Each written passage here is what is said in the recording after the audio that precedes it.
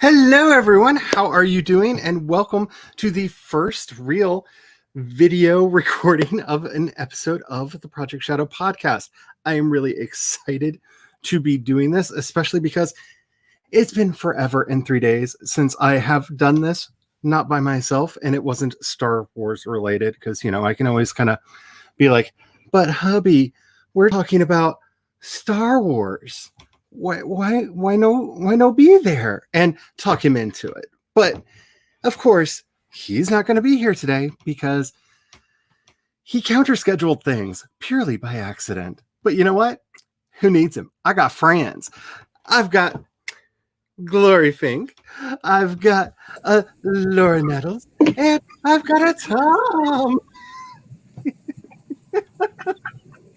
So, yay for that. All right. I feel like I need to say, for anybody who is not listened to the podcast before, and since this is the inauguration of this on the YouTubes, there will probably be no sprinting, no productivity, no nothing but chitty chat in here. If somebody needs a break, please signal and we'll take a break. And you can do whatever you want to in said break. But as far as this is not for productivity, y'all. This is for the chatty chat. So this is not a forced march of writing. No, this is not a forced march of writing. That's Wednesday on my other channel, and Friday on this channel. Fanfiction Friday is coming back, and I am so excited. I actually have two competing fanfiction projects that I don't know which one I'm going to be doing, but I'm probably going to be continuing my gender-swapped Star Wars because I want to finish that. But we shall see. I am very excited. So I am going to shut up for a minute because for a lot of you who are here in the chat, and I'll get to you in a minute, you know these wonderful people that are here. But to the people who listen on the podcast, with the exception of Laura, this is lovely Laura. This is those wonderful stories that we were treated to a couple months ago on the podcast. Yes, that Laura.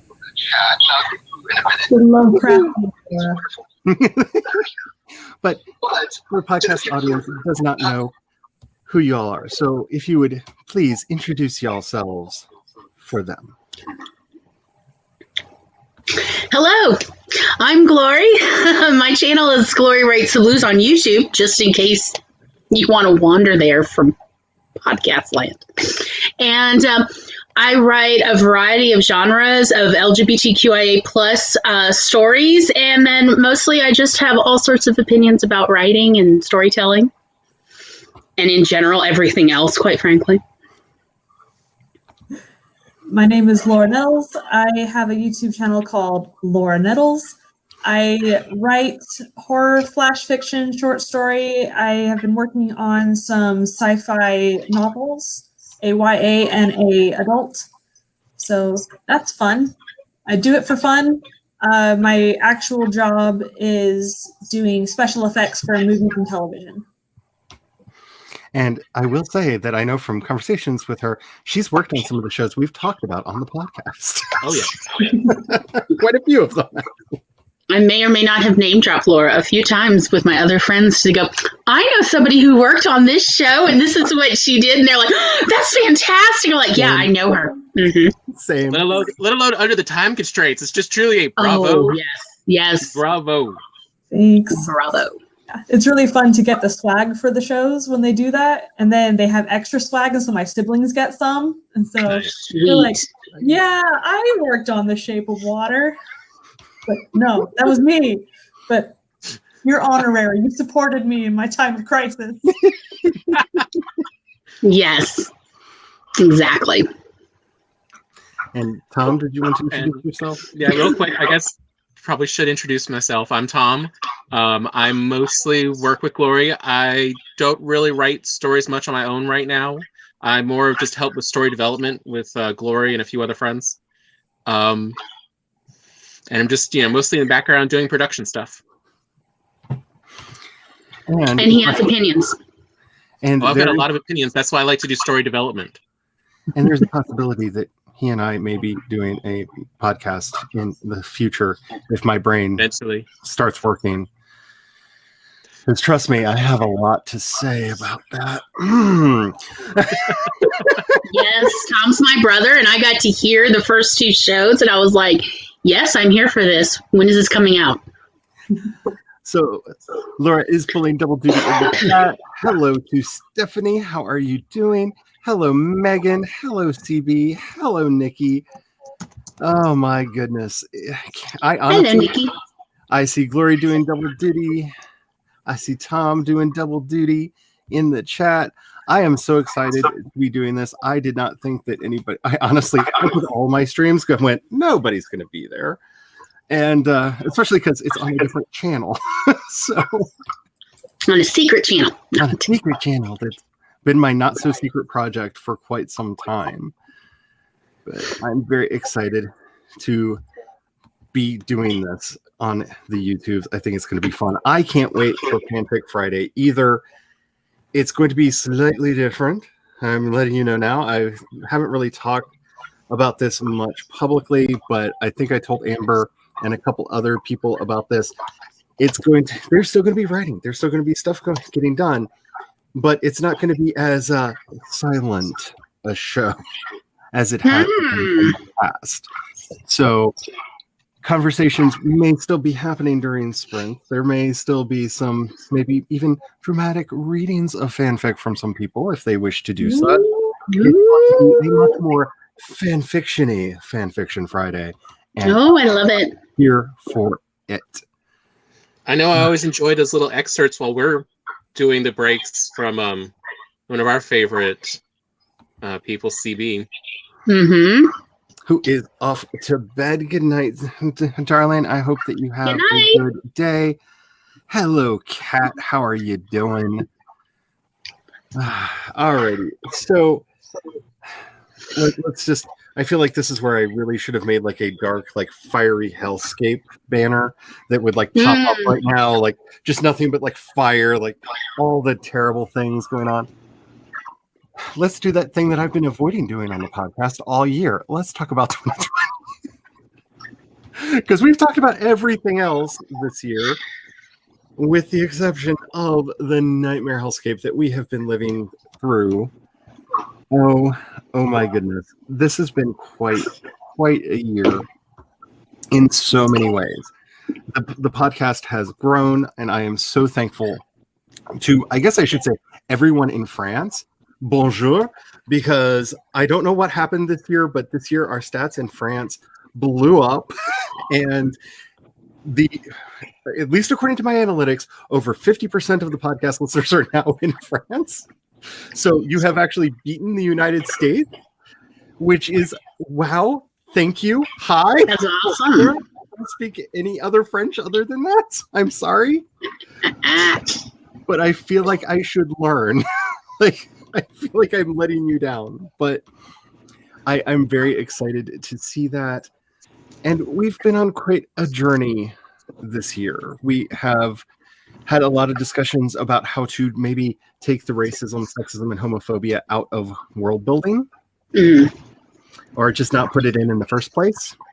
Concept. Because that's been a big problem. We had our kind of, let's just say, months of Black Lives Matter content, which, you know, I feel like needs to make a comeback with some of the stuff that I've seen in the news lately. And yeah, it's been terrible. And of course, there were the lockdowns and the quarantines. And I feel like that is the thing that made the podcast grow, is everybody being locked in their houses, needing something to do.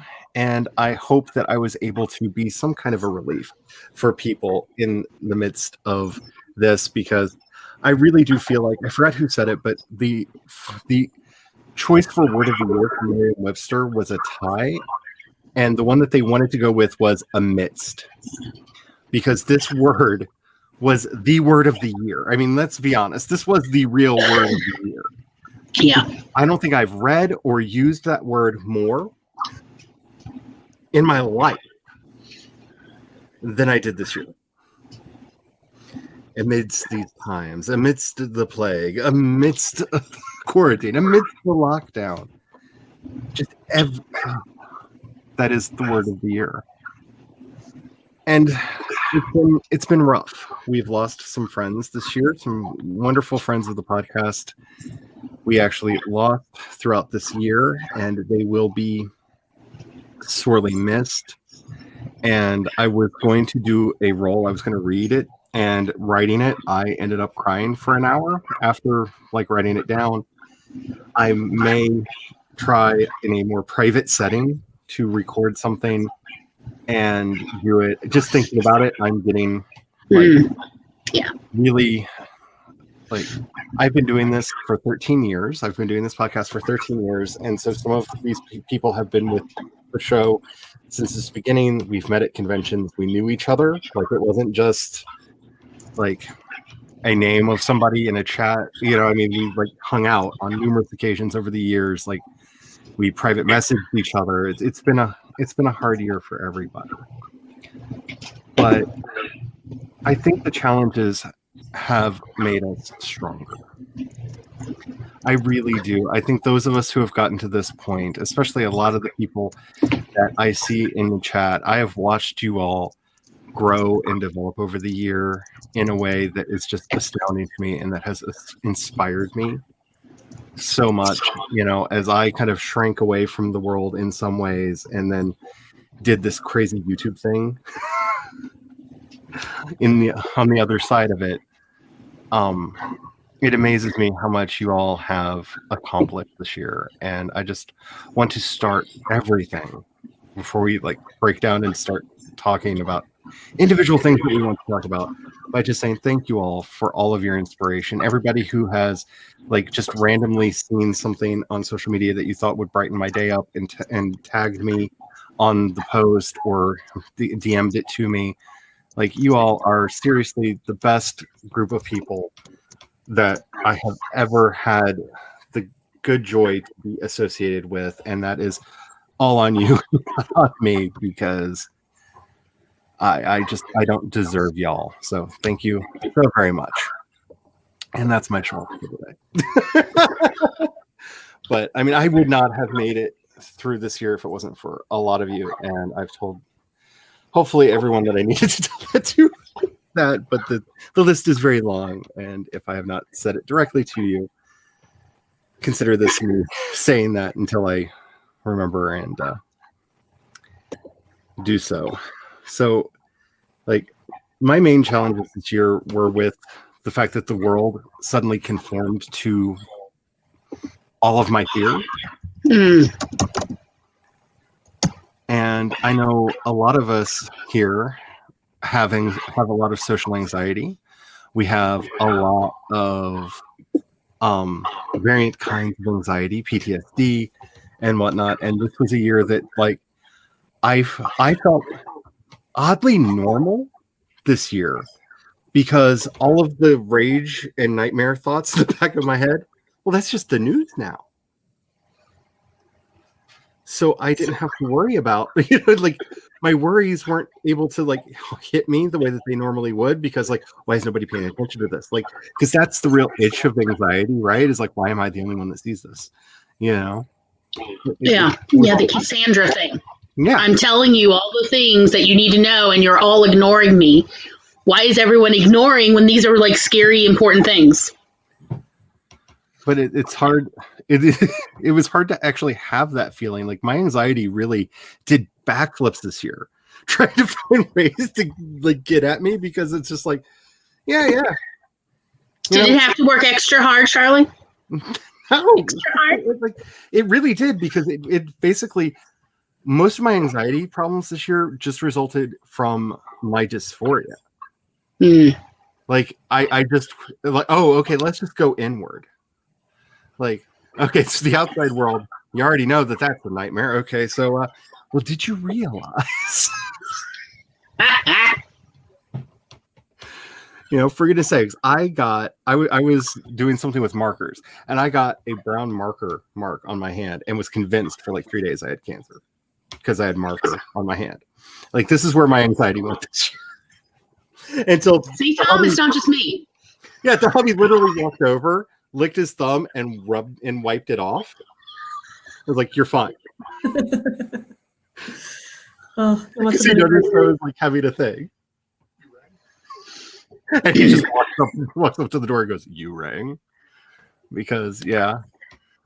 But I don't know if anybody has like treating this almost like a Festivus show like we do. Does anybody have any grievances? What need aired? The great airing of grievances. Oh, I love Festivus and the airing of grievances. It very much is on brand for my family. So much. Like mine. Tom, you're still muted, baby. I can hear him. Tom's my brother, and he literally lives down the hall. I'm sorry, baby, but you did set me up. So It helps. Look, it helps that we're so close near each other. I did forget to tell you earlier, and I didn't get a chance to take a picture, but these one surviving what is it called, laser tag place, the one that's been there since the 80s, did actually have on their sign, welcome Festivus, let's all gripe. I love Festivus. Oh, like, give me the poll. Let me put my Post-it notes on the poll. Everything about Festivus is definitely on brand for me and my family, because we love office supplies too.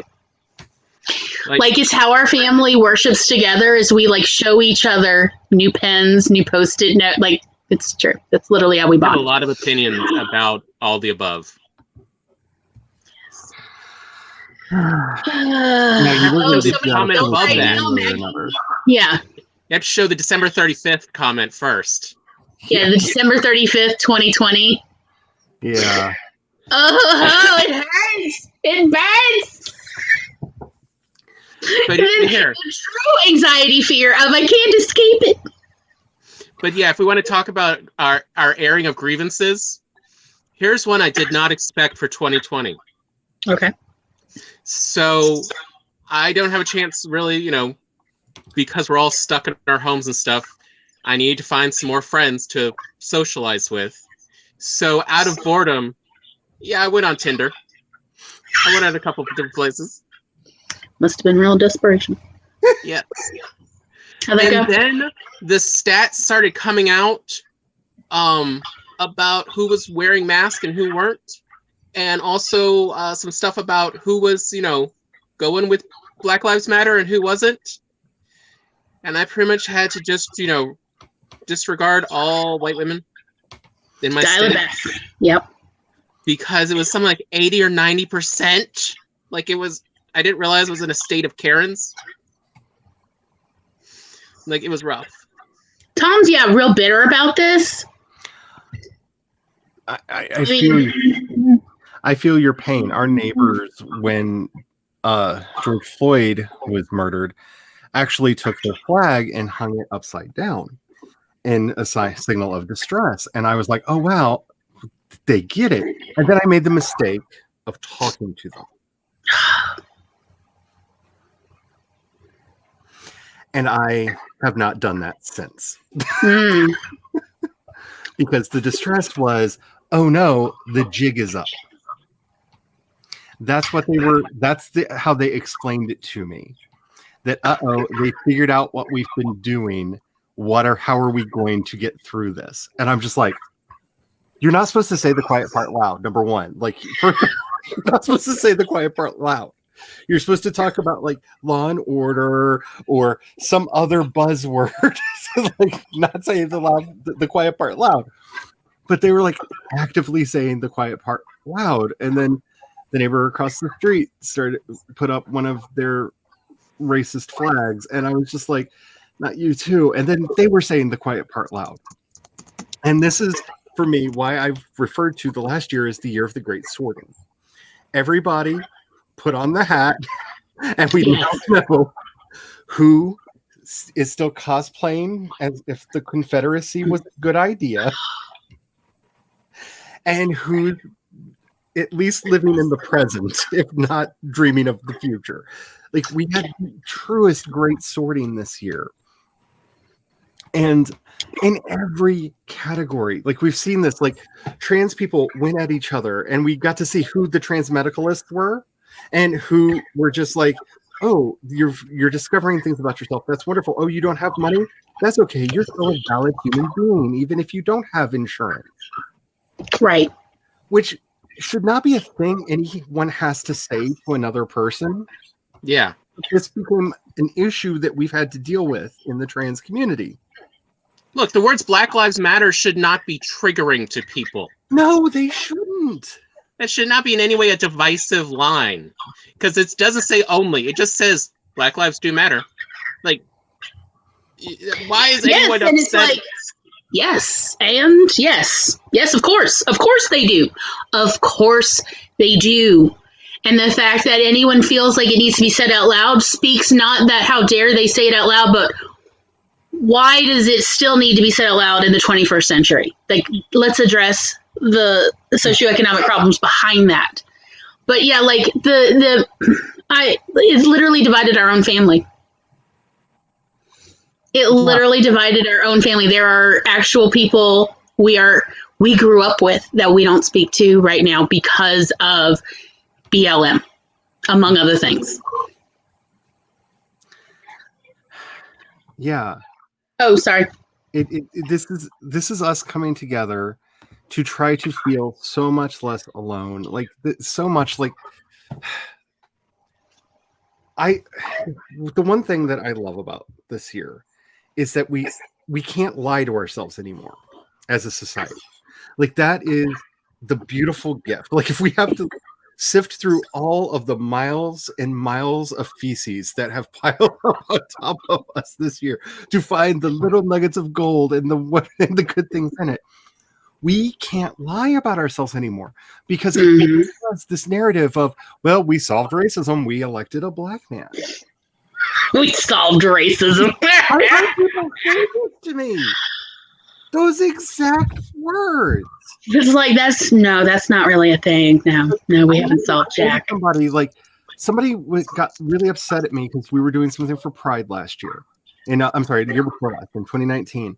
And they were like, why are you still doing this? Don't you know you can get married now? It's over. It's solved. It's better now. And I'm just like, and we can still get fired in 36 of 50 states.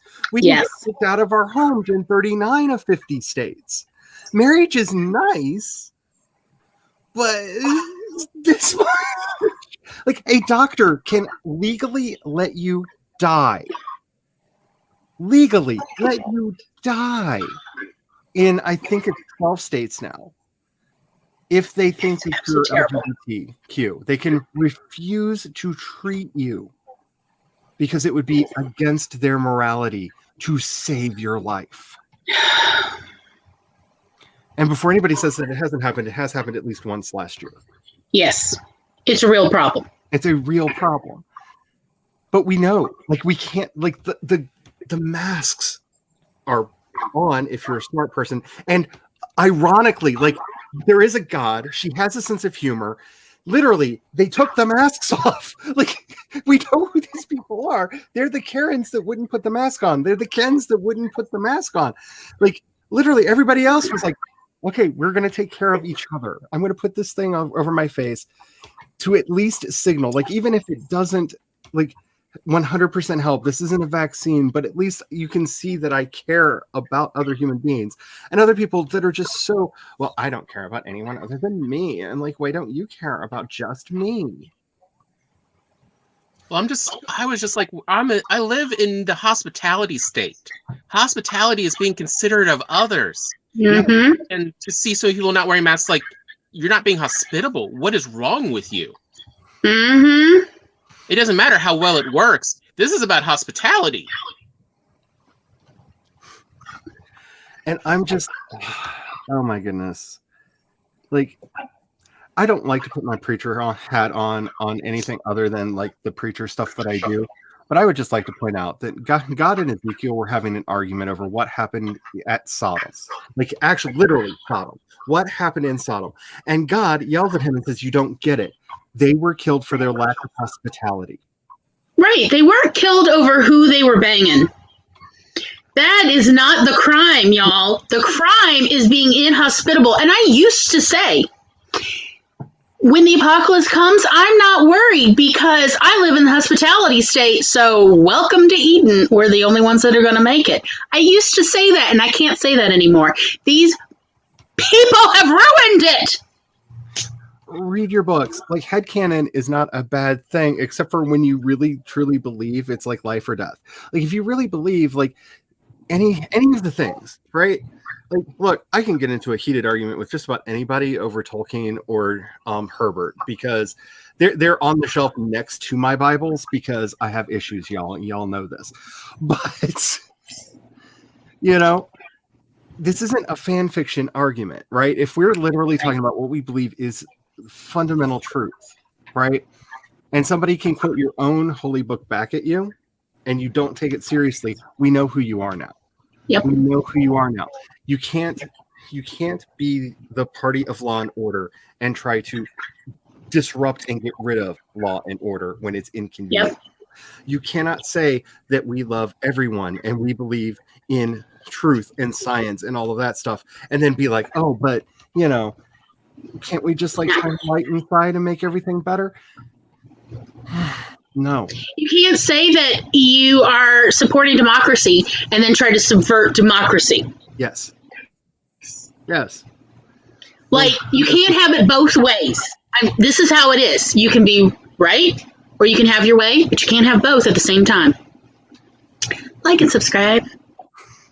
Because this is what we as a country, we as a people, and why I've always said, you know, we as fandom, like this is why on this podcast, I talk about us as a separate culture in and of ourselves, because we have a history that is separate and unique from the country that we live in. Going back to the Futurians, going back into the 1920s, where people were honestly arguing about this stuff all the way back then, and we have the documents to prove it. Which is one of the reasons why when you go to a sci-fi convention, it often feels like you're entering Xanadu. Because we've been discussing these things since the 1920s. We may not have solved all of the problems yet, but we've been honestly and viciously debating these things since the culture began. Yep.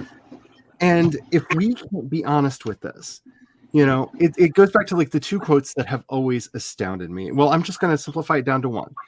That Alan Moore, the great chaos wizard who no one should ever cross because very bad things will happen to you, Alan Moore, stopped going to conventions because he couldn't believe how many people came up to him and said, I read Watchmen. I'm so Rorschach.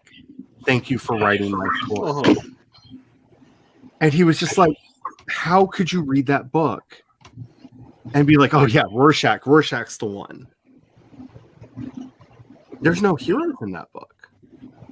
Not one. There's not one. Well, I take that back. There is. The two guys, the guy who, I can't remember his name right now, but the guy who runs the newspaper stand, because he actually throws himself on the kid to try to save him when the apocalyptic moment happens. He's the only like selfless hero in the entire book. And that's in the side story that got cut from the movie because, you know, I guess we couldn't have a nice black person in the movie, could we, Zach? I can't imagine where problems with racism come from. And I'm sorry, my moratorium of saying bad things about Zack Snyder is over. He's working on the Snyder cut, which is going to require 100 and some hours of reshoots, which means there's no such thing as a Snyder cut. But anyway. Yeah, what happened to this whole, it's already there in the vault. They just won't release it. Yeah. Even with the Lord of the Rings extended cuts, like, it was already filmed. Yeah. Amen. It was just an editing job. Yeah.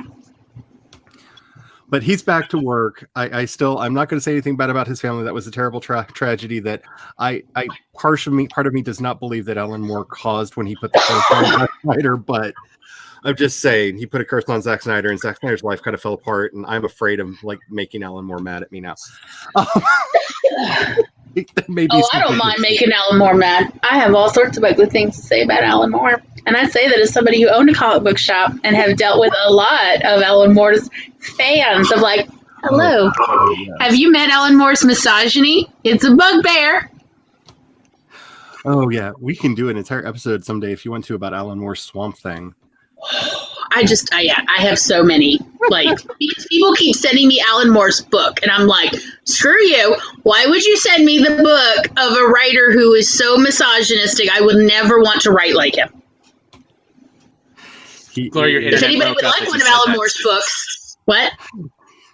Your internet broke up as you said that. Because Oh, well, you know what? Blame the conspiracy people.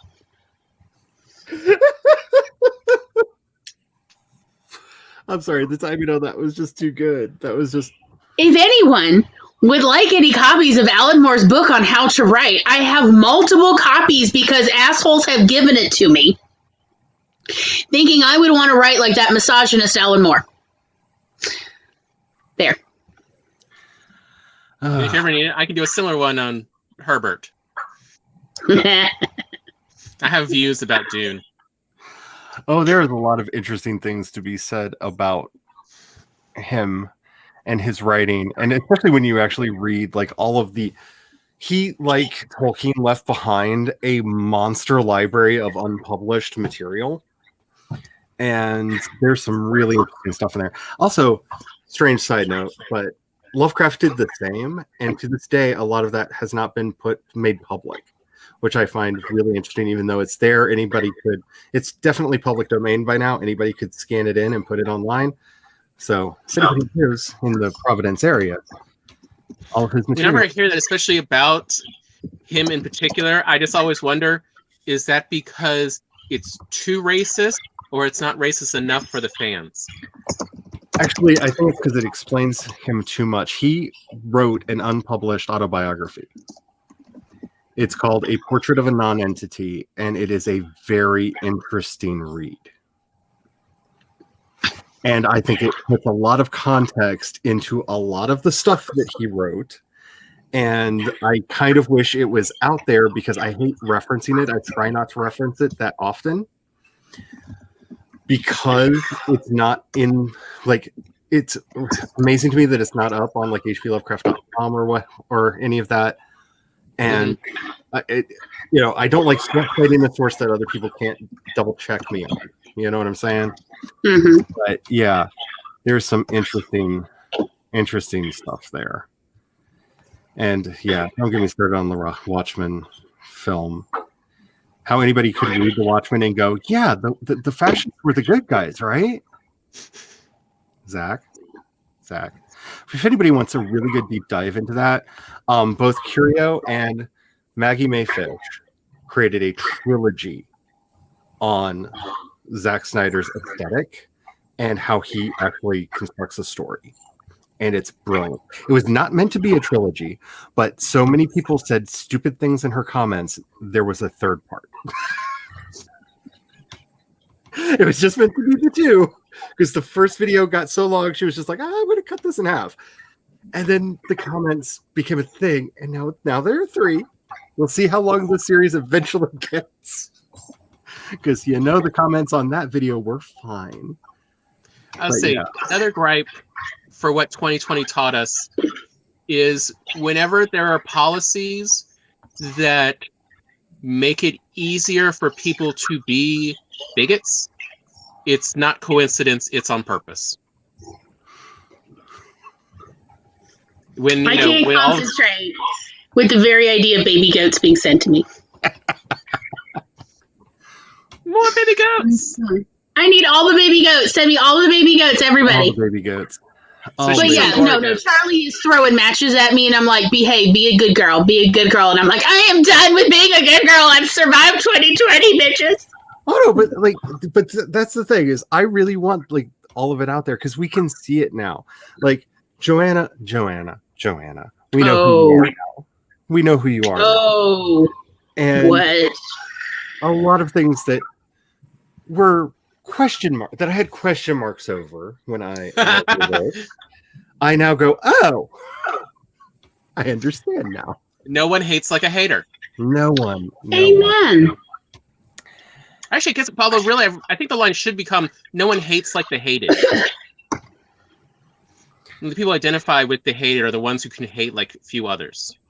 It's been really interesting because like I gave one of my sisters the full set of Harry Potter novels a couple Christmases ago, and so Right. she's going through them again, and she's having more clarity as she's reading them. Like a lot of the main characters are gleeful that something bad happens to somebody else. Yep. Like kind of like antisocial or sociopathic, like very much part of that dark tetrad of the dark traits. Triad. Well, actually, no. Now it's a tetrad. What? Yes, missed that. they've added a fourth. Yes. Check your Telegram group. I've posted an article about that today. And Yeah. but I have to say, now that she's gotten the conversation started over Yeah, whether or not sadism is the fourth thing. now that she's Well, yeah, that does fit. Narcissism, narcissistic traits, Machiavellian traits, sociopathic. Well, let's see. No, hold on. Psychopathic, sociopathic, narcissistic, and then sadism is the fourth that's been added. So it's now a tetrad because of how they have behaved in the pandemic has been illuminating. Yes. Because yes, I was absolutely right. It's a self-sorting situation. Look, I mean, like, I'm not thrilled that people aren't wearing masks in my state, but I kind of find it useful to see who's not wearing masks because I'm like, thank you for self-identifying, so I know not to ever waste my time with you. You are not a helpful member of my society, so to hell with you. people are actively boycotting our restaurant because we did not move the tables back together. They're still socially distanced, as were the old regulations, and we still require all of our employees to wear masks. So they're actively boycotting us, and we're like, thank you for not coming. Yes. Thank you for not being at our, like, you're not hurting us, because the people that are coming in are the people that are finding out, oh wait, what, they're still doing that? Like, this is the great sorting. And I say the restaurant, and the hubby appears. It's like, I was summoned. Yes. Yeah. But I mean, this is what we've been going through this year. This is the great sorting. And it's been a tragedy. It has been a horrible, horrible thing. But this is why I say it makes us stronger. When I see people actively putting forward this conspiracy theory that, like, trans people are a cult. We have a religious ideology that we are holding to, and we're forcibly converting people. This is a thing. This is a thing that has been going around. This actually started with J.K. Rowling when a cult deprogrammer retweeted her, got mad that people got mad at him for retweeting her, and then was like, let me explain, they're a cult. And wrote a very long thread about how we're a cult, and people were like, well, he has a PhD. He must be right. Tell him he's not fabulous enough. Fuck off. Yeah. I mean, you know what? Here's the thing about PhDs. Stay in your lane. That's the only thing that you're an expert in. And I have to say, like, thank you. We now know who you are. Because, Right. First of all, nobody's going to choose this life. Like, just like, to be honest for a minute, like, whether dysphoria is not required to be trans, but anybody who has dysphoria and knows what that feels like, I literally would not wish this on my worst enemy. Like, my dysphoric days are so like messed up, anxiety-ridden terror hellscapes. I would not wish them on my worst enemy. We didn't choose this. And the idea that we're like, here, hey, have you heard of dysphoria? It's this new wonder drug that you can take that will completely ruin your life and make you want to afford surgery and pills. Like, no, nobody is doing this. Like, what's the sales pitch? Would you like to be hated by your family and possibly raped and murdered by society? Come, sign up, join us. Like, With that kind of sales pitch, how could I stay away? How could I possibly resist the pitch? Like, what I is almost the feel like brought to you by men's right activists. yes? Not What is the the MRAs. No. And I have to say, We swear we're not an offshoot of the NRA. And on that note, having the Wachowski sisters finally come out of their bunker and start speaking out loudly where people that aren't in the community can hear them was a gift from 2020. Listening to Lana and Lily just speak their truth. And that wonderful video that went viral when they said what everybody who actually knew anything about the movie already knew.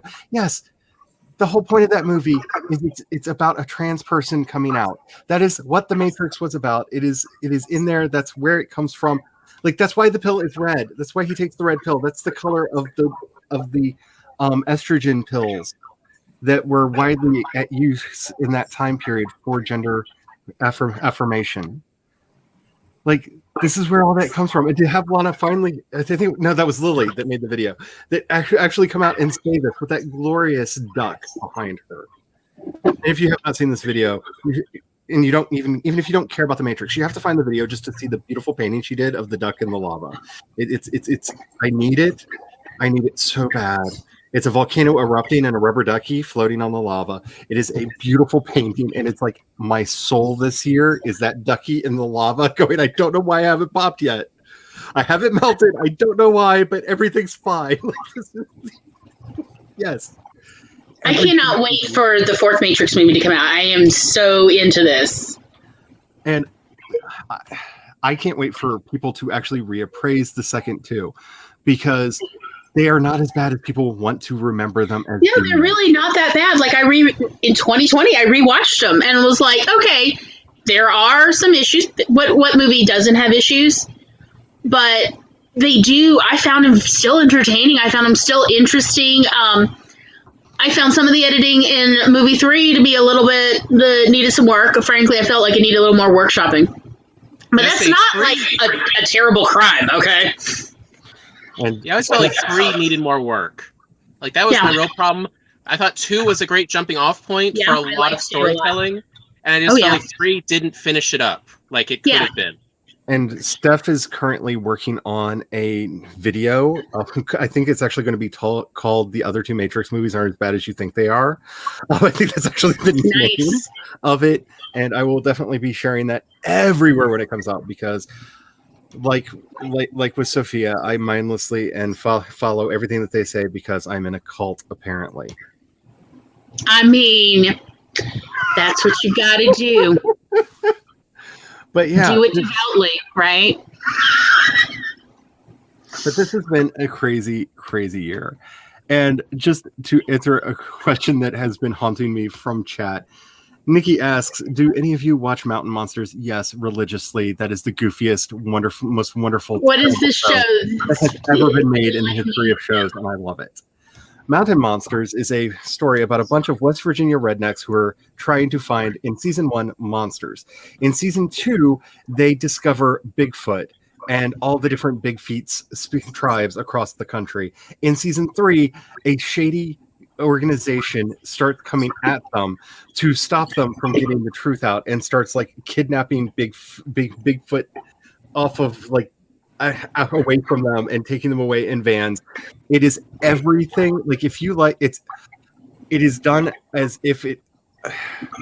My husband and I debate over whether or not the people in it are actors or whether or not they're just pulling a hoax on some people to get some good footage. I don't know which it is, because I've seen interviews with these people and they're either really committed to the character or honey, this is it the Trailer Park Boys, or are they really this special? They're either really committed or they're all in. It is so good. Like, every episode follows the same formula. They hear about a monster in a place, they go there, somebody has either grainy footage or a grainy picture of it. They construct a trap in which they chase the monster down into it, either breaks out of the trap or eludes the trap, and oh darn, we didn't get the monster. It is a wonderful trash fire of a show, and it is one of my favorite things ever. It is so much fun. If you like the Blair Witch and just went, could that just be a bit more down home? That's what this show is. No, one of them gets possessed by the Bell Witch at one point. No joke. Like, And like, yes, they have to perform an exorcism and everything. Like they got to bring in a Grigri man and like get the demons out. Like this show is my heart. It's so many ways. It's the kind of trash I aspire to write. It's so From bad. the Travel Channel. Yes. The travel. Yeah. Okay. Yes. Well, I don't have the Travel Channel, and that would explain why I've never heard of this. Oh, it's so bad. I believe it's included on the Discovery Go channel, which I believe. I don't know if it is yet, but it is going to be like Peacock that's free with ads, or paid to have the ads removed. I don't know if they've gone to that yet or not, but I absolutely love this show. It's my kind of trash in every. I can understand. I mean, I really enjoy Letterkenny because it really does remind me of the people around here. So imagine if they had an old grizzled backwoodsman. That's actually a really good example of this. Imagine if they had an old grizzled backwoodsman who sent them out on missions to find Bigfoot. That's this show. Sounds insane. Very similar cast. It's a very similar cast. Yeah. Except for you have to add this old grizzled woodsman. I mean, really, why has Letterkenny not added an old grizzled woodsman? It's Canada. They got I mean, like, their bread and butter is grizzly guys coming out of woods. I mean, I went to school there. I know this. No, well, they have, but remember, Laura can back me up on this one. Letterkenny are the I city know where people. you live. What? Letterkenny are the city people. Oh, They no, talk there's about townies. the grizzles. It's townies. Town. There's a different. They make a point about this in Letterkenny that they are not Yeah. city folk. But I mean, but they're townies. They are not. They've been cat counters. Remember, what's the third season where they have the fight at the hunting lodge or fishing, the little Oh fishing. yes, that's right. place. You make me want to rewatch this. So Trapper is the old grizzled man. They actually wrote that into the show. He had a bad heart condition. That's unfortunate. They actually wrote it into the show because he may have had an episode while they were shooting an episode. And Yikes. yeah, that's sad. That's sad. But he will be missed. He was a very entertaining part of the show. He was a very interesting thing. It's a very interesting show. And if, like I said, if you like that format of like we're going to go out in the woods and chase monsters, but you think that it should have more shotgun and beer. I mean, like you're quoting my early 20s right now. Right? I mean, you getting invited out to like fields and pastures where, why, yes, there was random drinking going on, and then they'd go on adventures. Well, some people would stay. I was among the people who stayed sitting on cars, drinking random things out of random containers. Look, I'm not defending my stupidity. But there were people who would then go off into the woods, and I'm like, are they going out to make out? And they're like, oh, no, they said they were going to go find Bigfoot, but they probably are going to make out. Because we have our own cryptid. Snipe hunting. Right. We have, in Mississippi, we have our own Bigfoot cryptid. I can't remember, what is it called? It's like supposed to be some something primate. Yeah. Swamp yetis. I don't remember. I can't keep up with this crap. But once sheep squatch came into the lexicon, I just fell in love. And I was like, yes, I need all of this. Please tell me more about sheep squatch. I need this. Is that like a sheep primate? Yes. It's basically a primate that's crossbred with a sheep? It's basically it's an unknown cryptid from basically, it's been cited in every state, honest to God, east of the Mississippi. And it's basically Bigfoot, but with white woolly hair and horns. And he apparently had a of terror. Yes.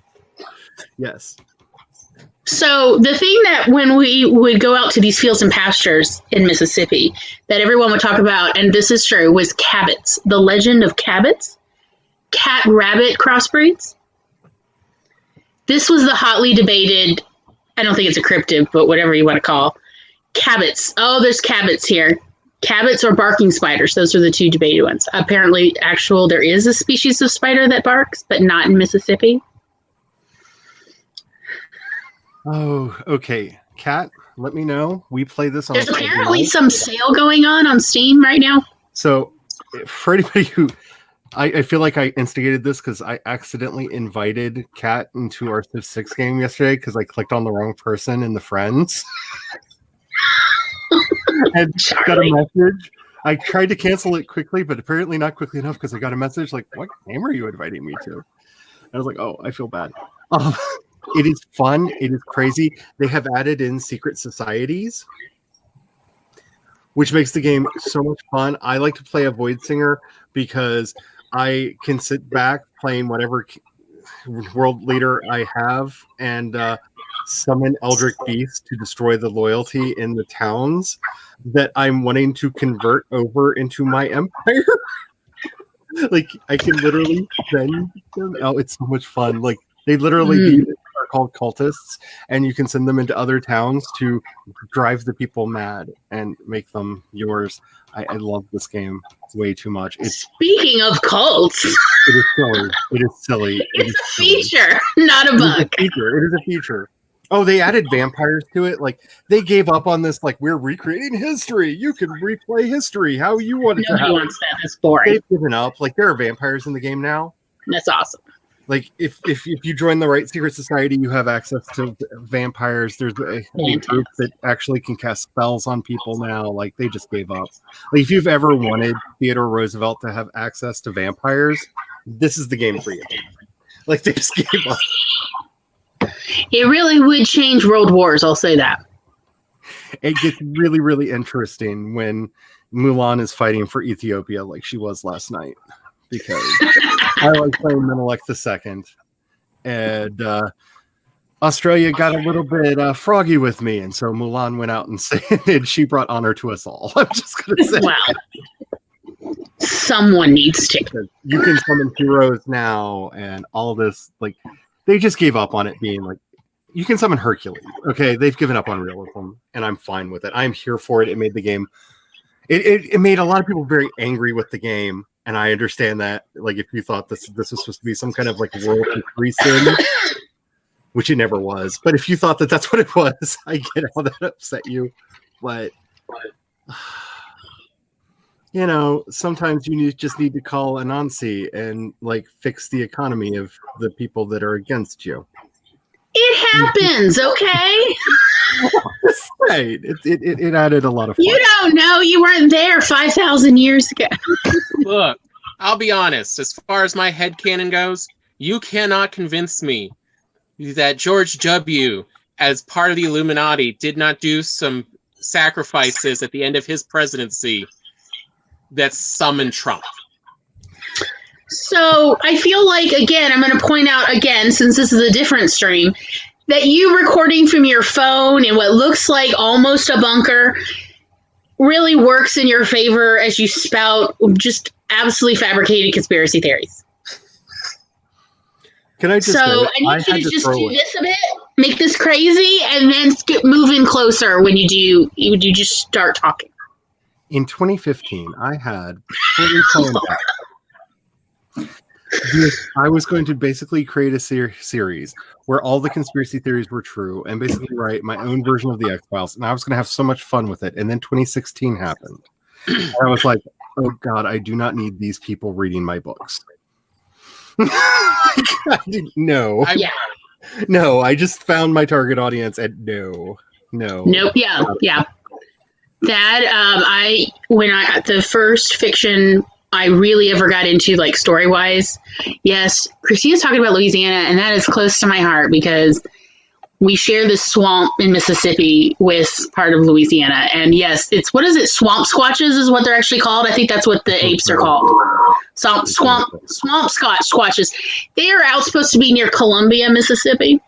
And there are actual people that if you go to the Walmart Columbia, you can run into, and they will personally drive you out to the swamps 2 miles away to show you where the swamp squatches raise their babies in swampy caverns. Mm-hmm. Yeah, we Which have I'm the like, blue how man. do you have a swamp and a cat? Anyway, We how have do the you blue have man. a swamp and a cat? Anyway, that's okay. I love the names of swamps over down south. Like I had a friend from Georgia who grew up by the Okefenokee Swamp. It's like, Yep. that Yeah, is that's real. just the perfect name for a swamp. Yeah, we have the blue man here, which is actually named after the first person to report a sighting was Mr. Robert Blue. And so they call him the blue man. He's not actually blue. It's basically your standard Sasquatch type story, but yeah. And Kat asks, is Godhood the one game you talk about? Yes. It's from the creators of Rias. It is basically the simplest game in the world. You actually don't really play. You inspire your followers in the game, and they do things for each other. My personal favorite is when you go up against a death cult and they're like threatening you with knives, and then your priest does seductive dance because he decided to have a pleasure deity, and everybody's just like throws their knives up and starts kissing each other in the crowd, and you know that you've converted them. It is a silly game with no redeeming qualities whatsoever, and I love it. I feel like that was inspired by Lisa Simpson in that Treehouse of Horror episode. I love that episode. And of course the Futurama episode that sort of goes with that, where Bender accidentally starts a whole little species. Yes, I've got Steam open. I'm like, oh, hello, sale. Maybe I need to get Monster Prom. Oh yeah, Monster Prom. That's a thing. Oh, Endless Space 2. Endless Space 2 is my favorite 4X game. I love it more than anything. I think it would be really fun. Like, if you guys want to get me gaming on Twitch, we will play this game together. I have no problems with that. It is insanely stupid and fun, especially with the right mods installed, because you can do some crazy builds in that game. I absolutely love it. I love Endless Space 2. It is so good. Endless Space 1 is a proof of concept that they could make a game. And it is technically game. Endless Space 2 is really good. Alrighty. So oh, wait, what? I now have my Thank you. Cat's been busy. Cat has been busy. That's amazing. So now I have no excuse but to play that. I know. Yeah. We need to play this. I want to learn how to date monsters and go to the prom. I never went to a prom. I've never prommed. I've never promenaded. I was not allowed to go to my prom. I was banned from the prom because my date and I were going to gender swap, and I had a beautiful gown picked out, and she had the most beautiful tie. And they found out that we were going to do this, and we were banned from attending prom. That's so stupid. We may have thrown a You're gonna pagan hate. Baxel around a bonfire in the woods instead. I mean, it sounds great though. But yeah. No, since I didn't get a prom because I had left boarding school in Canada, and I came home and they wouldn't let me go back to high school in Mississippi because I'd skipped too many grades. How dare you? So I was homeschooling until I was old enough to take the GED. My father crashed a fraternity sorority party, and that was my prom. Which wasn't necessarily a bad prom, but it was more drunk maybe than most people's actual proms. There was kegging going on. Game shopping. I'm sorry you had a day, Kat. I'm sorry. My first ever date. What'd you say, Laura? My senior prom was my first ever date. Oh, how did that go? It went all right. He was a trumpet player. I was a clarinet player. Band geeks all the way. I mean, trumpet players are problematic. Yes, we are. But then again, in my school, the clarinet players were also those were the mean girls, so I can't say anything. No, our mean girls were the flutes. We had a really tough tuba player girl. She was like the shortest and would Yeah. hold that tuba all the way across that field. Holy cow. So I was in marching band. So it's just Yeah, I was too. And yeah, Insanity. I did trombone. So yeah, look, I know monsters are people too. That's why I want to date them. I'm just saying. I'm ready to learn how to date. well, you watch these movies like the original, not the original, but like the first Universal monster movie of Frankenstein. I think it was in 1932. And it's just, Yeah. you feel for the monster so badly. And like you see him get the soul when he raises his hands to the light. And then he's just so, just like trying to understand the world. And it's just like, oh my gosh, I feel for you so bad. Yeah, I've never understood why people were like, "Oh, the monster's bad." I'm like, "Do you mean in the book where the monster tells you that y'all are monstrous?" Because I'm with that guy. Abandoned. Ugh. I really feel like it was Mary Shelley's fears since she was pregnant at the time. It was her fears about what if she dies in childbirth, and her whatever. I think just baby daddy at the time. If he ends up raising this kid, it's going to be a monster. Like he's going to be monstrous to her baby. Wasn't it well, it was either Percy or she wrote that when she was spending the summer with Percy Blythe Shelley. We'll never know for sure. Lord Byron. Just saying. There was a lot of hot stuff going on. Lord Byron had so much hot stuff going on. I'm pretty sure I dated him in high school through some kind of weird time travel trickery. That's very possible. I can see that. Okay. We have not gotten into what we are going to be doing going forward, but we've been doing this for an hour, and I just want to put it up for a vote. Does anybody want to do a brief intermission? I mean, I guess I could take a pee break. We can call it a sprint if we want to. If you want to take it as such, we can call it that. I have had a lot of fluids, but So why don't we basically say for anybody who wants to run off into the wild blue yonder, go ahead and do that. I'm going maybe go find some swamp squatches in the woods. Find out where the potty is there. I'm going to try to appease a pathetically pitiful dog who is heartbroken because the one that she truly loves has gone off to the store to pick up things, and she's left with poor old me. Are you not a consolation prize enough? Oh no. I am. Have you thought about a little cheese, a little string cheese, your baby? Then you could be the most loved. I am the exclusive giver of treats so that she will love me. Like I buy her love. And still it's not enough. Oh, I was going to create a banner, but I think that one worked. I like that. Perfectly I like well. that. So Christina's got it. We're going to take a brief 15-minute bio sprint on this, and if anybody actually gets anything done, more power to you. But I'm going to accomplish body things. We will be back in 15 minutes. Okay. All right. Bye.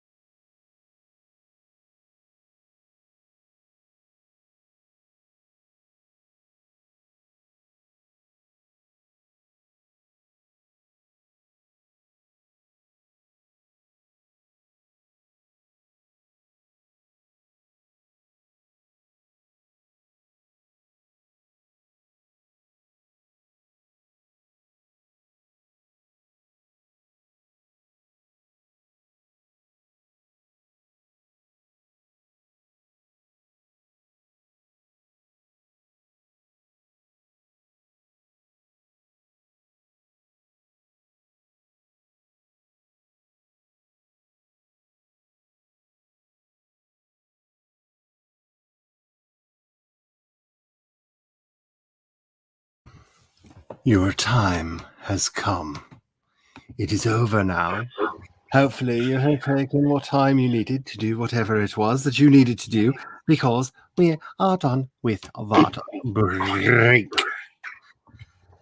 And yes, I do like the new dramatic lighting for Tom. I'm just saying. Thank you. It's nice to know I have talent.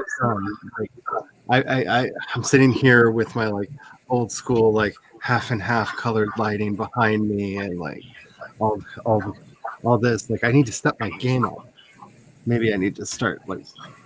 I wanted a little bit more conspiracy theory bunker vibe from Tom with that beard and the hair, and yeah, doesn't he look fantastic? Tell us all about the swamp squatches, Tom. You're still muted, baby. I know. Should I keep the flock of seagulls look or keep it back? I love it. Don't you dare move that hair. It looks amazing. As somebody who's rather obsessed with the 80s, I'm just saying, like, you know. Yes, keep this aesthetic up, Tom. Because you know what the greatest What do you think, Laura? Was? I approve of Now you know why I'm the director.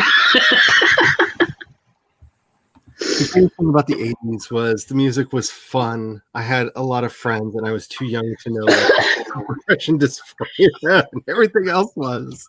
That wouldn't come till the end of the 80s. Like, the 90s began, and I was ready for some Nine Inch Nails. Like it was time. The Doom found me, and then I found it, and we became friends. And like, oh, Roz, let me sing with you in the moonlight. Yes. Yeah, I think my dysphoria probably started around the late 80s. Yep. Because the first couple times I started realizing, oh, I can't say this feeling out loud, and oh, all of the male friends that I have are having certain experiences that I do not understand why they think are positive. I didn't even have the vocabulary. I didn't have the words to like talk about what I was thinking and feeling. It was just, I used to scream a lot because I felt very trapped in this. So, I mean, not like screaming at people. It was like in the closet, literally in this enormous walk-in closet I had where, you know, occasionally I put the hamster from school in. Every weekend you had to take it home because the teachers weren't paid to watch the hamsters on the weekends.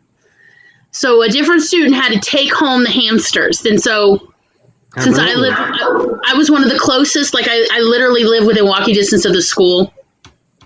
I ended up with a hamster over all the long holidays. So Christmas holiday and Easter holiday, spring break, I got the hamster.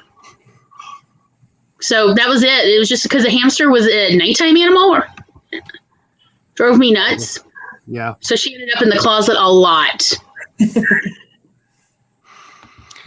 So I hope that you all are enjoying our little chat here. I am going to be actually putting up a bit ahead of time on the social medias what the topics are going to be for these episodes going forward. I want to have a plan, but one of the things that I've always enjoyed doing on Project Shadow is being more topical. So sometimes there's an announcement in the news, or a movie that I forgot what's coming out comes out, or actually shows up on one of the streaming services that I didn't think I would want to talk about, like Enola Holmes. Did not expect to become obsessed with this movie, and then it was like all I wanted to talk about forever. But I will try to be a little bit more like in advance on this, but definitely check out my social media. I'm going to try to get better at posting stories that may be talked about on Twitter again, because I don't know, it's what I used to do, and I'm trying to get back to that. But back to the fun things. Back to the fun things. Like, that to me is what 2021. That's a perfect way to state it. This is the year of getting back to the fun. Like, last year was necessary, but excessive soul searching. And I think that was not just me, but a lot of people, because we had to figure out how we're going to face this, that, and the other crisis that kept coming up. We have the wonderful privilege in that we're not humans in the eyes of the government. So we were able to get a lot of that sweet, sweet corporate welfare to help keep our business going. And figuring out how exactly to translate that into keeping the families of the people we employ out of poverty was a very thing last year. So last year was a lot of soul searching. And the point where the hubby and I would start every conversation with, well, here's the easy, obvious, evil capitalist thing to do. So what do we actually do? Just like get that one out of the way, because like there's the easy, obvious, like the way most businesses would handle the situation. But like silly us feeling an obligation to the people that work with us, not allowing ourselves to have that easy way out. And so last year was so much soul searching, not just about that, but everything, because the unmasking of J.K. Rowling was at the very end of 2019. And it was like, this can't get much worse. And then she just kept doubling down and tripling down. And like, I didn't know how many downs you could down before, I just, can somebody just like call for that? Like, it just like, his hand needs to be over. When you put down the whole, when you put down the whole deck. Yes. Like, Yes. you have more than 52 cards out, honey. Like, ugh. Never play poker with tarot cards, I guess. I don't know. For real. You're not the first one to have that realization. But it was just one thing after another. Like, I think that's such a good way to phrase like what 2021 really needs to be. Like, let's figure out how we can have fun again. Because I know for me, like a big problem that I had is I went back into business writer mode, which is a terrible place for me to be. Like, I don't want to knock it for anybody who can actually function. Like, when I watch, like, from the Courtney Project, live in that writer mode of, like, I've got my schedules, I've got my timetables, I know exactly what I'm going to do for the next, like, 3 years, like, that. That's great. That's wonderful for her. I know the dark place that takes me, and I keep letting myself get there because I'm just like, that's the thing I need to do because that's what people do. No, honey. Like, I can't do that, and I know my limitations. They were reinforced last year. I'm making fiction fun again. I'm going to make my writing fun again. I'm going to make the stories that I tell fun again. Yeah, it's really interesting because I worked a lot, and then I would have these periods of months of overtime where I would work extremely late and would barely have time to eat and sleep. But that's when I also got all of my writing done, would be when I got home from work. I would write for 4 hours and go to sleep at 1 a.m. because I would write straight through, no TV, no books, just write. And so I got stuff done. And then October comes and I get laid off because they can't film anything for months and months. And we ran out of stuff to do effects on that were ready. And so I have all this time to write and my motivation is just out the window. It's like, no, I have time now, but it's like you feel down and the world is crumbling and like it's just you don't feel motivated to do the stuff that you love anymore. And so now that it's 2021 and I got hired, so I get to start a job again on the 25th. And you get to keep eating. We're so happy. I'm so excited. Oh my gosh. Okay, so this is the first time ever I have been a recipient of like a food box from church of like, you're having a hard time. Here's some food. Stay alive. I'm like, thank you. Yes. No, I mean, yeah. I've spent many a time on food boxes and they have saved me countless times. And gosh, yeah. Yeah. And just learning that like my family's there for me in the hard times has been so nice. Like we were freaking out not knowing if I could stay in Canada because I'm on a work visa or if I had to be back to the country. States because I wouldn't be employed anymore. So is my work visa any good? Am I going to be like on the land sleeping in between the bridge of the States and Canada because the border's closed? Like, what am I going to do? What an absolutely terrible place to be in. Like, the world flips and it's just awful. And so just knowing that if I had to, I could go back and live with my parents. But my parents knew that most of the jobs for my career opportunities are up here in Toronto, Canada. And so they dug through their savings. I blew through my savings. They dug through theirs, and they have supported me and kept me alive and able to be employed again. And it's just been so great to know that my family is there through thick and thin. It's just been such a great boost. Even though emotionally you still don't want to do the things you love, you still know that you are loved. And that's been great. That's huge. And a beautiful way to put it. Because, it's been really hard on my family. I don't like talking about it too much, but like one of my nieces has Down syndrome, and she has always worked. Like, she had a job, she made her own money, she got to spend her own money, and because of everything that's going on and her other health issues, like, she can't leave the house. And it's been so hard to get her to understand that why she can't go to her job, and why, like, even if she didn't have the other health issues, like, they closed down because she worked at a YMCA. So, they weren't letting people in to exercise and stuff for most of the year, It's hard to get her to understand. And, it's so frustrating that people that don't have a care for people like her, that's the thing that, like, I learned so much about who cares about people and who doesn't. And the thing that broke me this year is I was rereading Aquinas, as I am wont to do in times of crisis. And I came across that wonderful line of his. And every time I read it, it just, like, does things to me. And he said, the greatest and most noblest act that a human can take is to bring joy. There is no unrighteousness in joy. And that has stuck with me for months. Like, I wake up and that's in my mind. And I go to bed and that's in my mind. Like, how am I bringing joy? How am I, like, whether it's to myself, to other people, to someone else, like, how does what I'm doing bring joy? And without even having to ask y'all, a lot of y'all told me, and thank you, because that's been really hard for someone like me who does not get compliments about the year.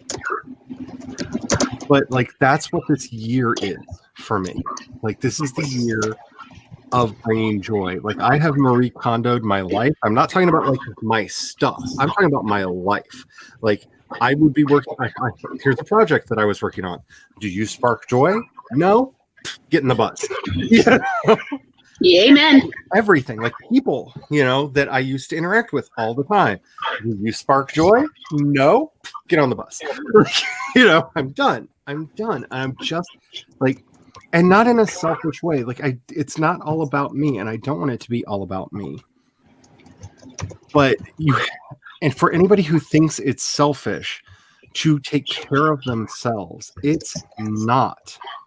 If you are not in a good place, you're no good to anyone else. Like, you have to take care of yourself first. And that may feel, especially if you're a giver, if you're a person like me who just wants to, like, reach out and help and help and help, it feels so selfish and self-centered to even think about yourself, like what you need, what I need. But it's not. It's a necessary step, right? Like, why are you doing any of the things that you're doing? Ask yourself. Like, there's some things that we can't throw away, right? Because, like, hey, paying bills does not spark joy, but I still have to do it if I want my power to stay on. Like, this isn't like let's go crazy. You know what I'm saying? There are certain things that we have to do, but there's a lot of elective suffering that we bring into our life that we need to see as such and stop. And I hope that I'm at a place now where I've cut a lot of that out from my own personal life, and I can focus as much as possible on doing things that are going to be fun. Like doing the freaking karaoke's, right? I did for the first time because Meadow and Jace were like, we would love to hear you do this song. And I was like, I can't sing. I can't do that. I still don't think I can sing. But that's not a like, come at me, bro. That's just how I feel. But I did that because I could hear in their voice that they would find joy in it. So I went out of my comfort zone and I did that. And I've done that twice now. And you know what I found? It's not, I've always loved singing. My shame monster is really dead. Like, when I joke about this, that like my shame monster died in 97, like this is the one place like I felt like my shame monster was still alive because I have thoughts about my voice. My voice is one of my biggest dysphoria triggers in my life, right? So I have a lot of very negative thoughts about my voice that doesn't matter what anybody else thinks, like it causes me anxiety. And my shame monster is dead. I don't care if, like, I actually, because I remember after the first time I did that, thinking, should I like go back and listen to that and see how bad I did, how it went through my head, and I was just like, I don't care. I just don't care. And that's the gospel I want to bring forth into 2021. Stop caring. Stop caring about all this crap that doesn't matter. Who cares if I made an idiot out of myself on the internet? I don't care. Like, what's that going to do to me? What's that going to do to me? Like, it's not going to hurt me, right? It's we care so much about things that we think will bring to us some kind of tangible harm that won't.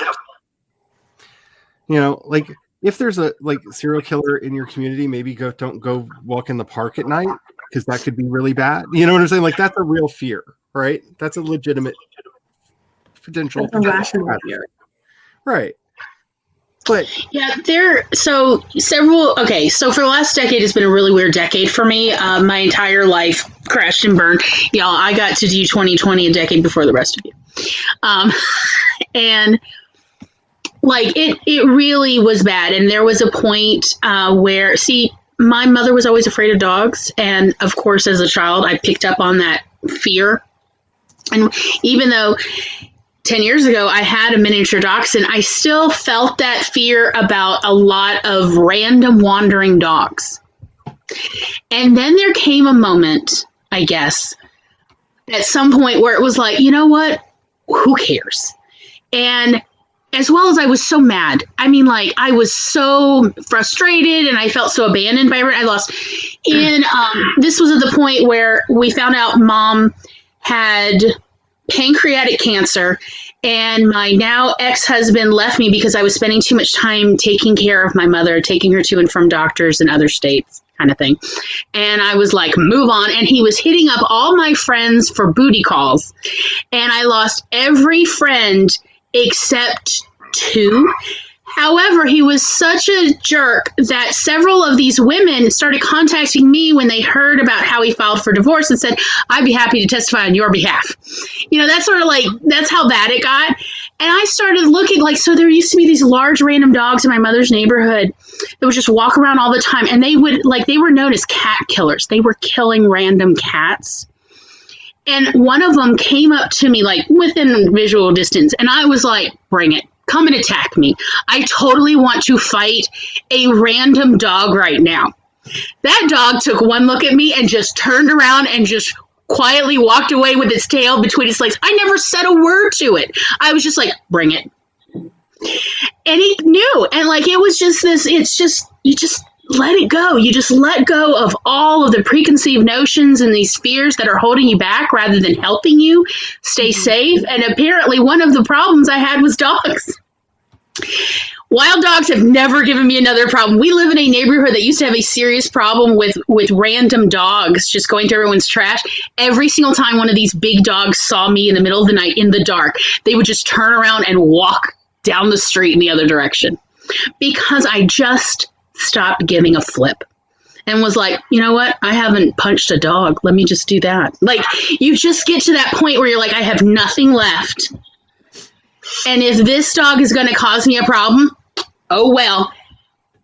And I feel like a lot of people got there in that point in 2020, some point, where they were like, let me just deal with this and stop living in my anxious head.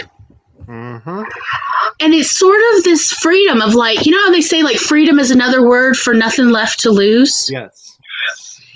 There's a certain truth there of like, there is a kind of freedom in like, I have hit real rock bottom and now you all can't hurt me. Yep. This is it. And I get it. I really do. 'Cause like seeing all the people around me who don't wear masks or who don't believe that Black Lives Matter, it's like, I don't need to invest any more time in this relationship. I have now been freed. And to realize how much time and anxiety I was putting in to so many people who were not returning it. They weren't returning the effort and the energy that it was freeing. It was liberating. It was also sad. Like there was definitely, I am ongoing in a grieving process of, I am like Tom and I are orphans. Both of our parents have died. And to realize that we really, like, as I said, there were several other tertiary or, you know, like family members that weren't our parents, that none of them would genuinely help us. Should we truly get somewhere? It was like, I was like, Tom, I'm not going to die yet. Because I was nearly dying in the hospital at the start of 2020. And I was like, oh no, I'm getting out of this hospital bed. And I'm going home and I'm going to heal. Because I'm not going to leave you or me in this place. This is not it. This is not how the story ends. And there is a liberation in that. When we say that whether we have to have a rock bottom moment or not, it is a liberation of fuck this world. Yep. Fuck the people who have been holding me back this whole time. Granted, I allowed them to. But fuck that. And I'm sorry to curse, but it is like this sentiment of, yeah, that's it. Yep. Because you realize like that's why I felt so tired and so burdened so much of the time is those were people. That was people I was dragging with me. That was useless fears I was dragging along. No wonder I was exhausted. You know, we have this phrase that gets used way too much now, letting somebody live rent-free in your brain. That's a real thing. And that's a lot of what we're talking about is, you know, I was worried about what this person or that person might say, or, you know, would it hurt this audience if I did this thing over there? And like, who cares? Like, let's be honest. Like, if you like me, fine. If you don't, fine. If you like my books, fine. If you don't, fine. Like, when it comes down to it, I'm not here for you. You know, it sounds so cold and callous, but like this is where music is such a powerful thing for me.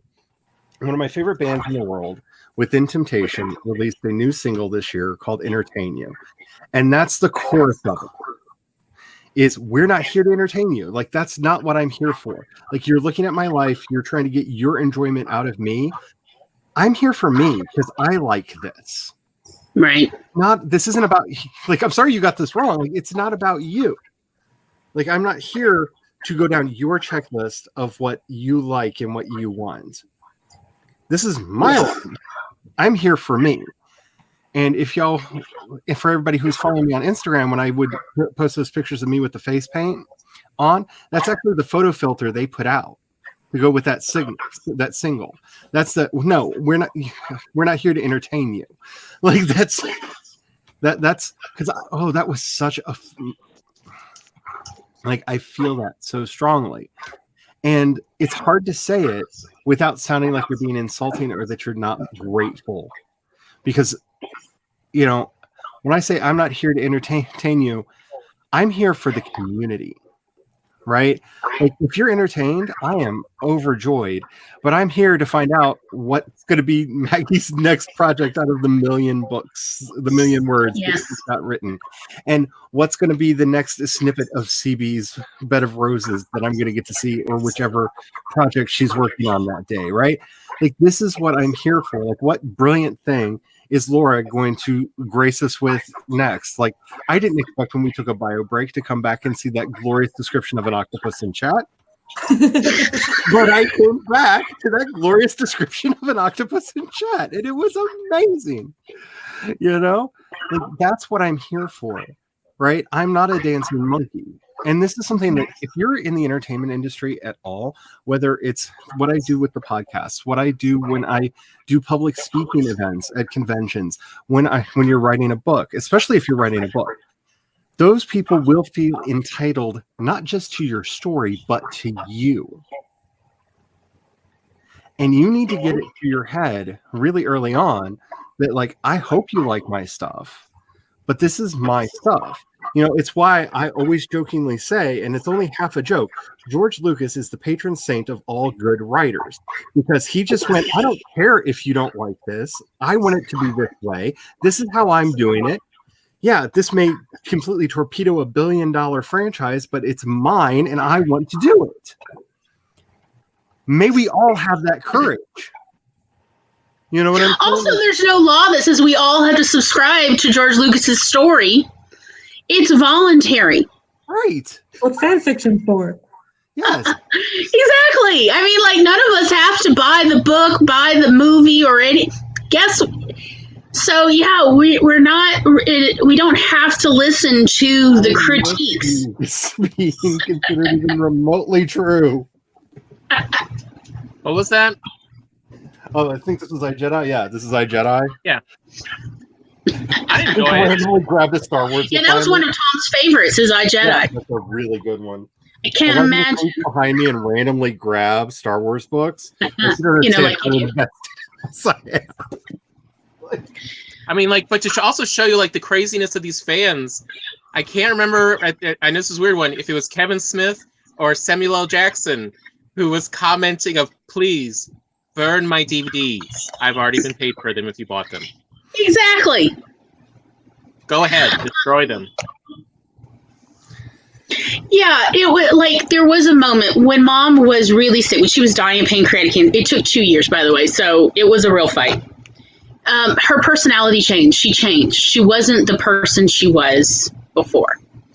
And she said some things to me that I was like, no, that's not my mother. My mother would never. My mother literally raised me with an entirely different belief. She said some things, and I realized at this point, it was like a voice in my head was like, you're not part of my tribe. Why do I care what you think? And frankly, it was freeing. It really helped me in the grief process later of, as I grieved for her while she was still alive. So she was around to kind of, if you want to go with, help me grieve, because every time I was like second guessing my grief, I could go talk to her and like, oh no, she's still saying these really off the wall things to me. But you know, the truth is, every time I feel miserable when I'm around someone else, I just go in my head, are they part of my tribe? And if the answer is no, I, if anything, feel my heart lightened, because I don't care what they think anymore.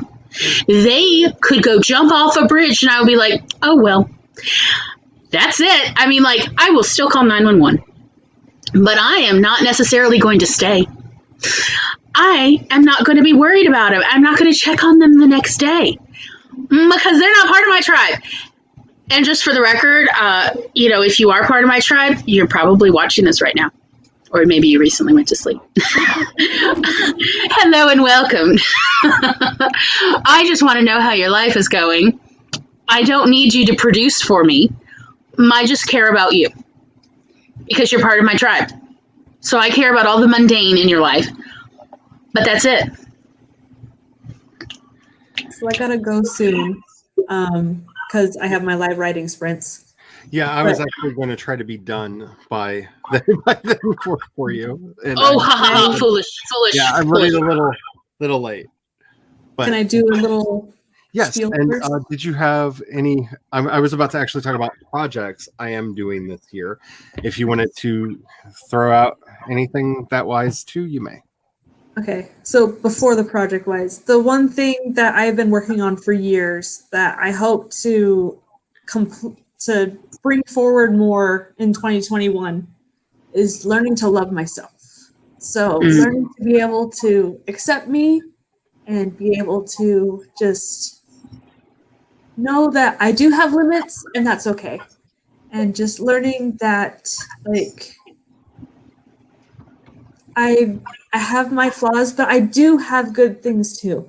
I may not always be able to see it, but I can talk to other people who can, and they can show me that I do have stuff that is worth loving. So, yeah. You are worthy. You are. Like the first time, I remember the first time I ever saw you in chat, because we were both in chat. I think it was on one of Becca C. Smith's streams. And like just seeing the stuff you were talking about, I was like, I need to know this person. This person's amazing.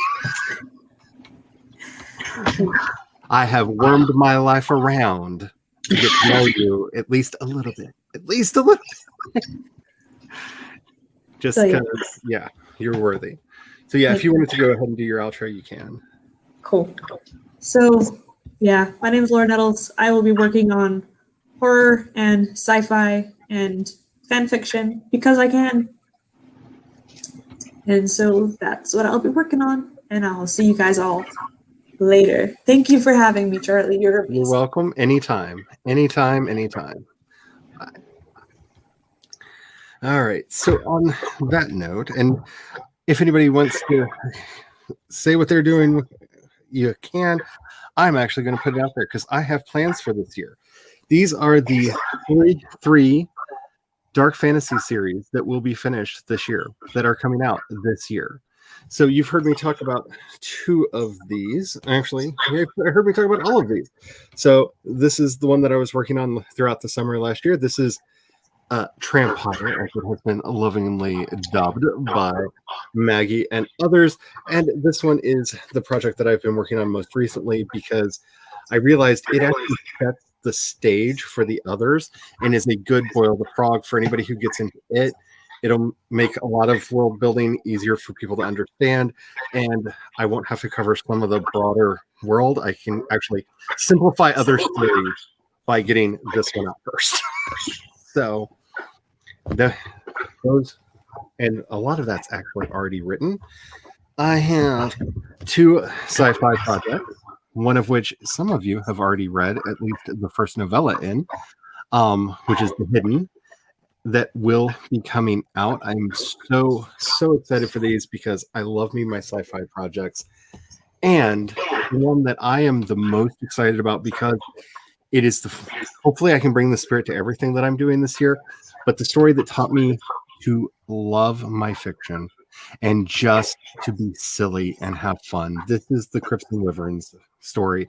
This is the RPG that I am working on. This is where the blessed Tugwaddle lives and guides us to all truth and hope and wisdom.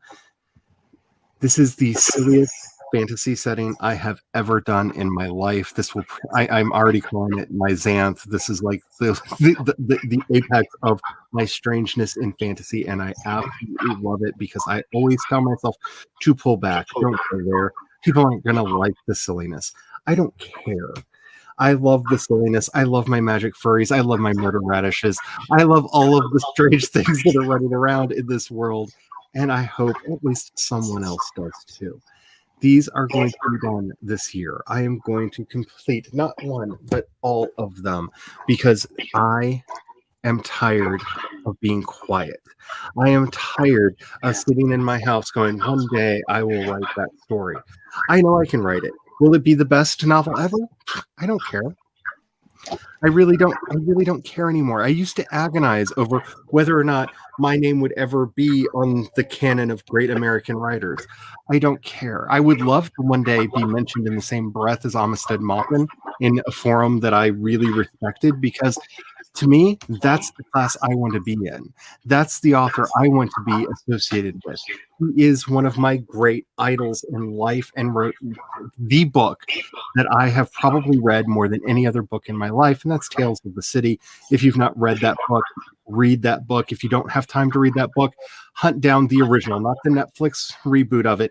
The original, Right. I do believe the original is also on Netflix. PBS, Or at least it was. with Olympia Dukakis and the rest of them, set in the 70s. If you have not seen it, Mouse means everything to me. I have seen Mouse grow up. I've seen Mouse go through the AIDS crisis. I have read all of the books in that series, and that's where I want to be. I just want my audience reading my stories. And if I find that, yay. If not, I at least told them. And that's what I'm doing this year. That's my year. That's my 2021. I'm going to tell these stories. They're going to go out into the world. Perfect, imperfect. I don't care. I really don't. I'm going to try to make them as fast as I can make them. But there's no point in like clinging to them and being like, well, it's not, the perfection is not. No. I am done. I'm done being my own worst critic. Amen. So I hold these up, and I think people think that it's a joke. These are all my notes that I've been making and continue to make on each and every one of these projects. When I close out my office at night, I carry these into the other room with me, and they're beside me. And every time I go, oh, that should be a thing, I pull it out and I write it in the appropriate journal so I don't forget it. I highly recommend you find a process that works for you. I tried doing this paperlessly. It did not work for me. So I'm doing it this way, and it is so far working. Find what works for you. Save your stories. Share your stories. And I'm also going to be doing a bunch of podcasts. Most of the podcasts have moved to seasons, so they will be recorded all in a bunch. This one, though, is going to be whatever it is. It has always been whatever I wanted it to be. It literally started with the Y'all Show all the way back at the very beginning when I didn't know what was going on, and I found a site that let me just literally stream audio onto the internet. And I turned it on, and I said y'all probably 5,000 times because I did not know what I was doing. And I'm sitting here 13 years later, like the community that has grown around this podcast, that has grown around everything that I'm doing on the YouTubes, all of that, y'all mean the world to me.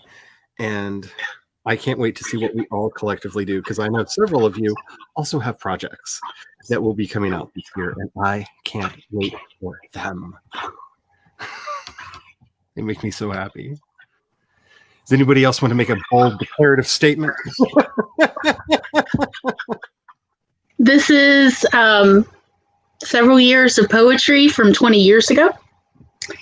And I just recently found it after years, and actually felt in 2020 strong enough to start rereading them. And I realized they're not half as bad as I thought they were. In fact, I like some of them. And so I am going to be working on releasing an ebook version of the poems. Some of them are funny, some of them are sad, some of them are whatever. It was, the times. And also, I wrote a sex column for an entire year at my university, and it made international news when the president tried to expel me for it in the school newspaper, by the way. And I also, one of the articles got archived in the Kinsey Institute because apparently nobody had likened polyamory how I did. And so I am going to be making an ebook of that as well as some of the other articles I've done, the book reviews, and just all sorts of nonfiction to put it together, because all of the websites that used to have all of these up, including a lot of the poems, they're all gone. I'm a non-person again. So I'm going to redefine myself in my own terms with my own words. Beyond that, I'm not sure I'm going to keep writing. But yeah, it's time to put it out there. Good, bad, or indifferent. No pressure, Tom. If you just want to be like, yep. Look, I'm just going to continue doing what I've been doing, which is my best effort to get my sister to write. And actually write it down and finish story, because I know a lot of her stories. Oh, yes. I've been telling them to Tom for like 20 plus years, 30, really. I mean, if it keeps up too long, like I may just have to start going to Maggie and be like, all right, so I've got some stories I need you to work on. Maggie's got her own stories. I know, but maybe it'll finally inspire you to actually write your story. I'll a little get to competition. it. I'm not here to burden anyone else. I'll get to it. So for a little bit of house cleaning before we go, just so you know what's going to be going with this recording is going to remain here, but it is going to be unlisted. It will exist on a playlist where people can still find it and see it in its entirety. I will be taking the video and actually making a video that will correspond with the podcast episode that will be coming out later this week on the feed.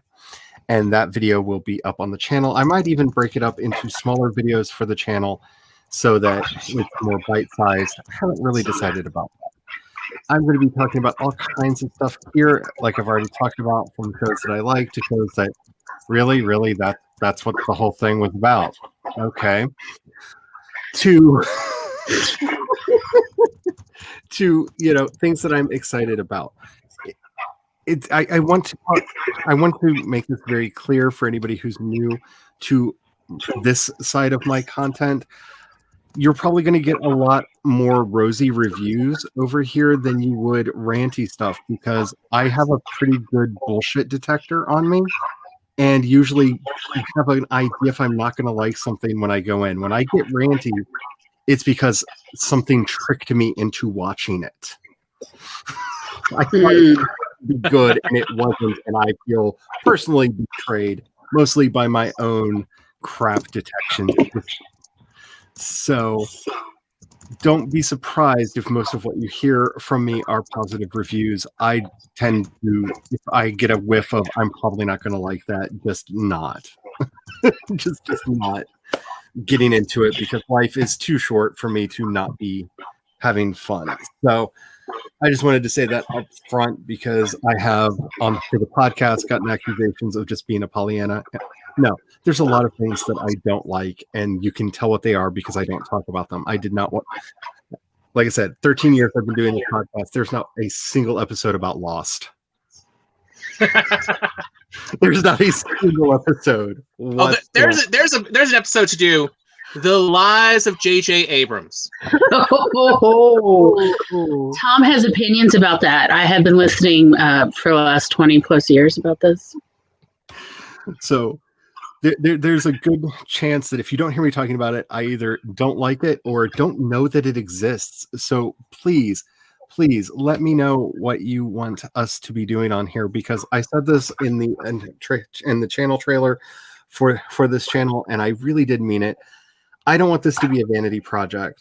Like the podcast has for so many years just been me as a talking head blathering into nothingness and getting comments back from people going, wow, somebody actually listened? Like that amazement that I have. I don't want this to be just about me. I want this to be kind of a community voice place. So I'm looking at doing interviews on this channel. I'm looking at doing all kinds of stuff like that. So if there's a specific thing that you would like to hear me talk about, or that you would like to talk about with me, let me know. We will work something out. I am open and ready to do that. So I am so excited to be launching this channel. When I was really debating whether or not the trailer video should go up first or the first podcast on here, which should be the first thing. And I think I got the order just right. So welcome to my wider world. I'm still going to be doing stuff over on my AuthorTube channel. I actually have a video that came out today at 6. I'm doing a lot of shorts over there, but I will be doing other longer videos over there as well. And so nothing's really changing. I'm just changing where I'm spending my time. I'm not spending it all in one place. So, alrighty. Thank you all so much for being here. This will be a regular thing on Mondays. I will say check the channel because I am debating on the time that it should happen. Because I'm really bad at scheduling. So do check the channel. It'll probably be around the same time as it was this week, but we'll see. I'm trying to get that worked out. But Fanfiction Friday will be at the regular time. It'll be at 5 p.m. Eastern, 4 p.m. Central. And bring your fanfic. It should be a wild and crazy time. I am so looking forward to just being silly. And hopefully we can do that together. Alrighty. So before I do my outro, do either of you wish to outro? We do a live stream on Mondays on my channel, Glory Writes the Blues on YouTube. And depending on the time of year, we're either talking about movies as inspiration and guides to inspire writers about various genres and techniques, or we're talking about autism and autism-related subjects. There's plenty because ableism is real. And we're going to start a new little mini show in June about community building among the writer world. So yeah, keep your eyes peeled, and if you're interested in any of that, please do subscribe to my channel so that you can be sure to get notifications. Ring that bell. But also be sure to like and subscribe here and get notifications. So ring the bell. Just throwing that out there. It's a great way to keep up. Like, honestly, the reason I decided to do this stream tonight is because I missed my Austin K chill stream. And when she announced that she's not doing it anymore, I was like, I always feel so much more relaxed after doing an episode of the podcast that I'm going to make my own chill stream. I'm just going to do it. I will make it myself. So, yeah, thank you all for being here. Tom, did you have anything you wanted to say? No, I've had a long time already. I can imagine. Tom's been peopled out. Yeah, I can imagine. All right, so thank you all for being here. If you have enjoyed any of the stuff that I do and would like to keep it coming to you, you'll find links to both my Ko-fi and my Patreon down in the description box below.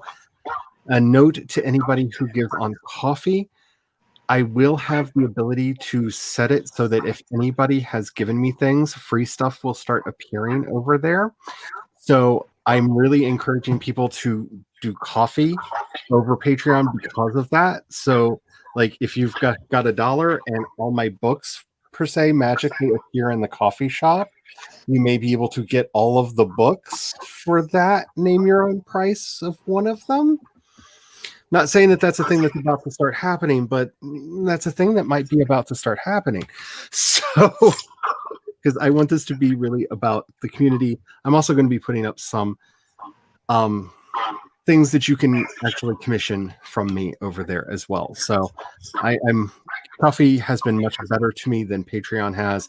Their terms and conditions are a lot better. If you have a choice for any of your favorites between a Ko-fi or a Patreon, give to their Ko-fi. They get more in their pocket from it.